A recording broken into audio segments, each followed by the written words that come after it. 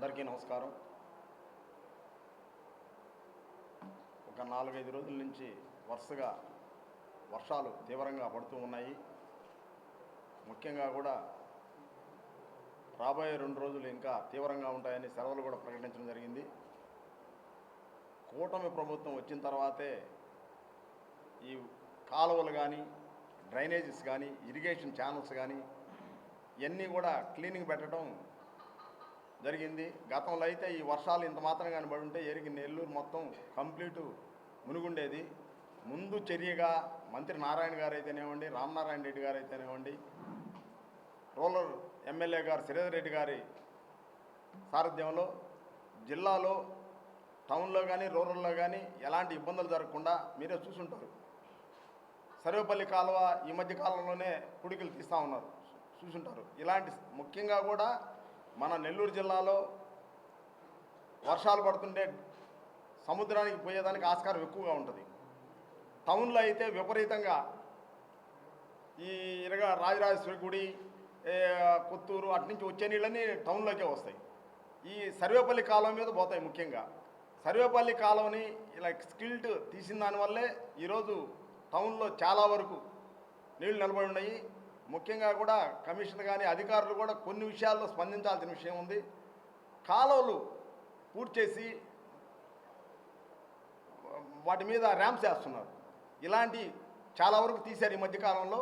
ఇంకా కూడా దాదాపు ఒక 40% దాకా ఉన్నాయి. కమిషనర్ గారు చొరవ తీసుకొని ఇది చేయాల్సిన బాధ్యత కార్పొరేషన్ మీద ఉంది. కార్పొరేషన్ అది ఈ వర్షానికైతే చాలా ఇబ్బంది పడాల్సి వచ్చింది. గతంలో చెన్నైలో ఏ విధంగా జరిగిందో అలాంటి పరిస్థితి మనకు రాకూడదు కాబట్టి ముందు చర్యలుగా మన మంత్రి నారాయణ గారు చొరవ తీసుకున్నారు కాబట్టి ఇంత మాత్రంగా ఉంది. ఇవన్నీ కూడా మనం చేయించుకోవాల్సిన బాధ్యత మనది. ముఖ్యంగా కూడా ఏదైనా సమస్య వస్తే కూడా వర్షాల వల్ల కానీ ఏదైనా కానీ మా జన సైనికులు, వీర మహిళలు అందరూ కూడా కష్టపడి పనిచేసేదానికి సంసిద్ధంగా ఉన్నాం. మా జనసేన పార్టీ ఆఫీస్ నెంబర్ కూడా చెప్తున్నాం, 0861-294-1359. ఇంకోసారి కూడా చెప్తాను, 0861-294-1359. ఈ నెంబర్కి ఎప్పుడైనా కాల్ చేసి ఏ సమస్య ఉన్నా కానీ చెప్పొచ్చు. మేము జన సైనికులు ముందుంటాము. ఏ కార్యక్రమం అయినా మా నాయకుడు డిప్యూటీ సీఎం పవన్ కళ్యాణ్ గారు ఆదేశానుసారం మేము పనిచేసేదానికి ముందుంటాము. ఎలాంటి ఒడిదుడుకులు లేకుండా కూడా మా జన సైనికులు, వీర మహిళలు అందరూ కూడా పనిచేస్తారు. సీఎం చంద్రబాబు నాయుడు, కూటమి ప్రభుత్వం వచ్చిన తర్వాత సీఎం చంద్రబాబు నాయుడు గారు అయితేనేవ్వండి, పవన్ కళ్యాణ్ గారని ఏమైతేనేవ్వండి, ముఖ్యంగా ప్రజల జయమే, వాళ్ళ ఆశీస్సులు కావాలని వాళ్ళకి ప్రతి ఒక్కరు కూడా అందుబాటులో ఉండాలి. మేమందరం పనిచేసేదానికి సంసిద్ధంగా ఉన్నాం. వీళ్ళు వైఎస్ఆర్సీపీ నాయకులు వాళ్ళకి బురదల్లేదే జయం. ఇప్పుడు మందు కానివ్వండి అవన్నీ జరిగినాయి కూడా, గ్రావులు కుంభకోణాలు కానీ ఏదైనా జరిగినంతా వైఎస్ఆర్సీపీలోనే. వాళ్ళు చేసిన దాన్ని వీళ్ళ మీద బురద చల్లుతున్నారు. అలాంటి మంచి పద్ధతి కాదు. మీరు దాన్ని వైఎస్ఆర్సీపీకి ఎప్పుడు కూటమి ప్రభుత్వం ఎప్పుడైనా కానీ నీతి నిజాయితీగా పనిచేస్తుంది. దీంట్లో కూటమిలో ఉండే నాయకులందరూ నీతి నిజాయితీకి నిదర్శనం. అందులో మా డిప్యూటీ పవన్ కళ్యాణ్ గారు దీన్ని ఎప్పుడు కూడా ఏదన్నా చెడ్డ జరిగితే సహించే సమస్య లేదు. తప్పు చేస్తే ఎవరినైనా కానీ క్షమించరు. అందువల్ల ఈరోజు కూటమి ప్రభుత్వం ధర్మాన్ని 4 పాదాల మీద నడిపిస్తున్నారు. దీన్ని అందరూ కూడా వినియోగించుకోవాలని కోరుకుంటున్నాం. ముఖ్యంగా కూడా ఈ కార్యాలయంలో జనవాణి కార్యక్రమం పెడుతున్నాము. బుధవారం, శనివారం ఏ సమస్య వచ్చినా కానీ మేము ముందుండి పరిష్కరించేదానికి ముందుంటున్నాము. అదేవిధంగా ఈ మధ్య కాలంలో టీడీపీ సీనియర్ నేత, agro industries development corporation chairman Malepati Subba Naidu గారు వాళ్ళ కుమారుడు చనిపోయారు. వాళ్ళకి మా జనసేన పార్టీ తరఫున వాళ్ళకి సంతాపంగా ప్రకటిస్తున్నాము. వాళ్ళకి ఎప్పుడు ఆ దేవుడు ఆయువు, ఆరోగ్యం, ఐశ్వర్యం ఇవ్వాలని. మంచి నాయకుడు, టీడీపీలో నిజాయితీ గల నాయకుడు, ఆ చుట్టుపక్కల కావలి నియోజకవర్గంలో పనిచేసిన నాయకుడు. అలాంటి నాయకుడు కూటమి ప్రభుత్వంలో చనిపోవడం బాధాకరంగా ఉంది. ఆయనకి ముఖ్యంగా కూడా సంతాపం తెలియజేస్తున్నాము. అందరికీ నమస్కారం.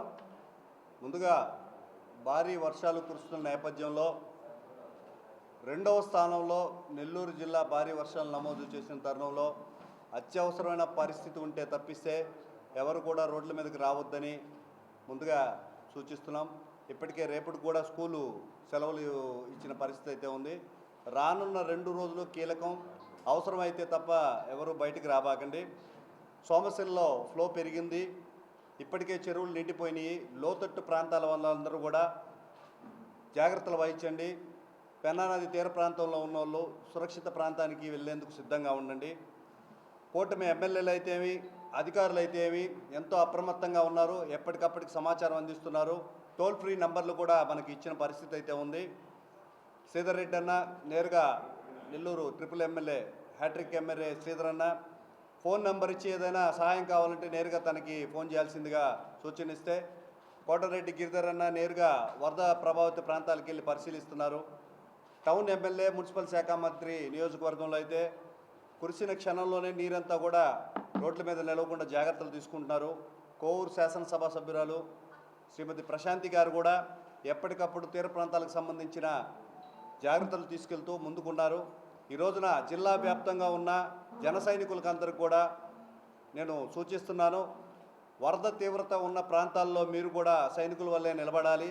ఎక్కడ ఇబ్బంది ఉన్నా కూడా నేరుగా జిల్లా కేంద్రాలకు తెలిసి పెద్దల సహాయం తీసుకునే అధికారులతో ప్రజల్ని సురక్షిత ప్రాంతాలకు తీసుకెళ్లే విధంగా సహాయక చర్యలు చేపట్టాలని మనస్ఫూర్తిగా కోరుకుంటున్నాను.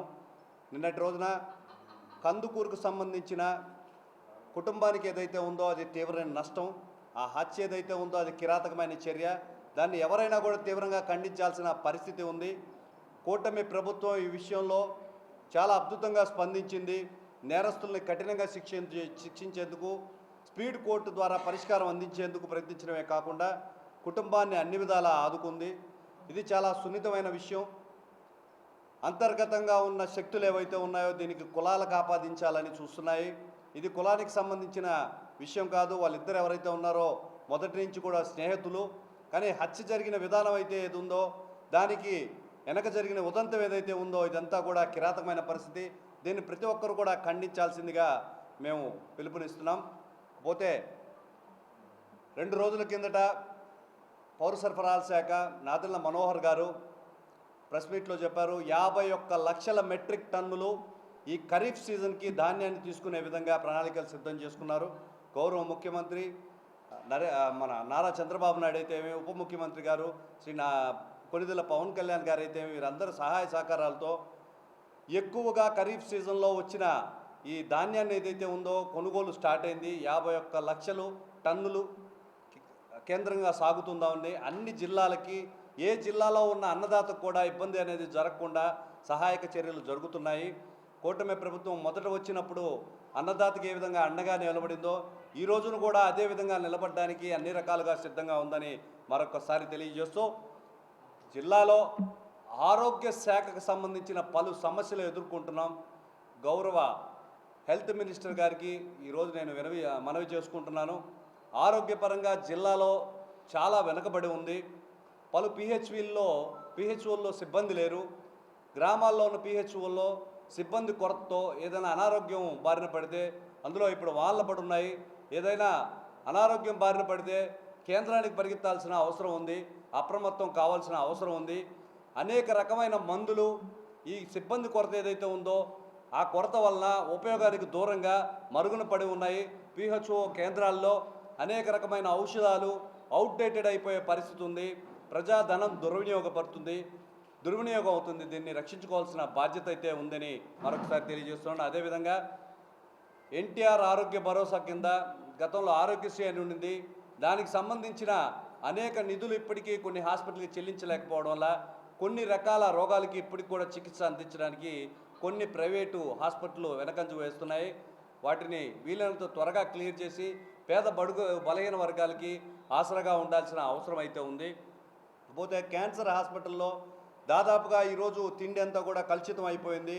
ఈ ఆహారం వల్ల దాదాపుగా 100లో 30 నుంచి 35% పైన క్యాన్సర్ బారిన పడే అవకాశం ఉంది.